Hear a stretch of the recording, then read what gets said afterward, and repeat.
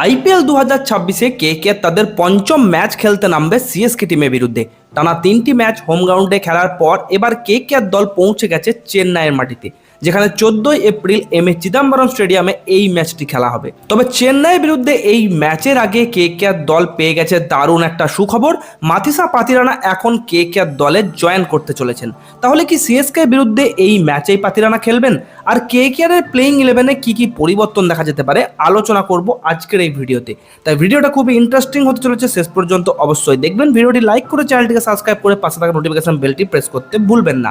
বন্ধুরা, কেকেআর এখনো পর্যন্ত 4টে ম্যাচ খেলেছে, যার মধ্যে 3টে ম্যাচ হেরেছে আর একটা বৃষ্টির কারণে বাতিল হয়ে গেছে। লখনৌর বিরুদ্ধে যে ম্যাচটা ছিল সেটা কেকেআরের হারার কথাই ছিল না, কিন্তু শেষের দিকে বোলারসরা রান ডিফেন্ড করতে পারেনি।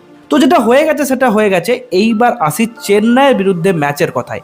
যেহেতু ম্যাচটা চেন্নাইয়ের হোম গ্রাউন্ডে, তাই কেকেআরের প্লেইং 11-এ 2 থেকে 3টে বড় পরিবর্তন আমরা কনফার্ম দেখতে পাচ্ছি। তবে প্রথমেই বলি মাথিসা পাতিরানাকে নিয়ে কি আপডেট বেরিয়ে আসছে। ওনার ম্যানেজার রিসেন্টলি একটা পোস্ট করেছেন, যেখানে বলা হয়েছে যে পাতিরানা খুব তাড়াতাড়ি চেন্নাইয়ের মাটিতে কেকেআর টিমের সঙ্গে জয়েন করবেন।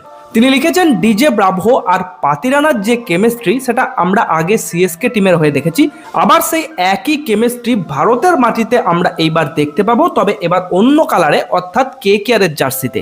তবে বন্ধুরা, সত্যি কথা বলতে আমার মনে হয় না যে সিএসকে টিমের বিরুদ্ধে এই ম্যাচে পাতিরানা প্লেইং 11-এ অ্যাভেলেবেল থাকবেন, কারণ উনি ওই দিন টিম জয়েন করছেন। মাথিসা পাতিরানা শ্রীলঙ্কান ক্রিকেট বোর্ড থেকে এনওসি পেয়ে গেছেন। তবে আমি 99% কনফার্ম যে নেক্সট ম্যাচ মানে 17ই এপ্রিল গুজরাট টাইটান্সের বিরুদ্ধে ম্যাচে আমরা পাতিরানাকে কেকেআরের প্লেইং 11-এ কনফার্ম দেখতে পাবো।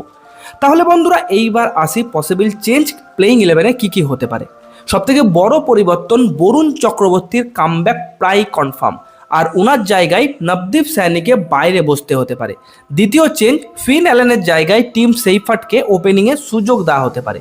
আমি পার্সোনালি চাই ফিন অ্যালেন আর টিম সেইফার্ট দুজনেই একসঙ্গে ওপেনিং করুক, কিন্তু এই সিজনে আমার মনে হয় না সেটা সম্ভব হবে।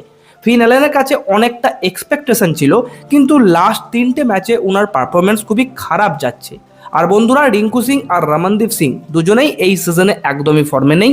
তাই প্রশ্ন উঠছে, তেজস্বী বা সার্থক রঞ্জনকে চান্স দেওয়া হচ্ছে না কেন?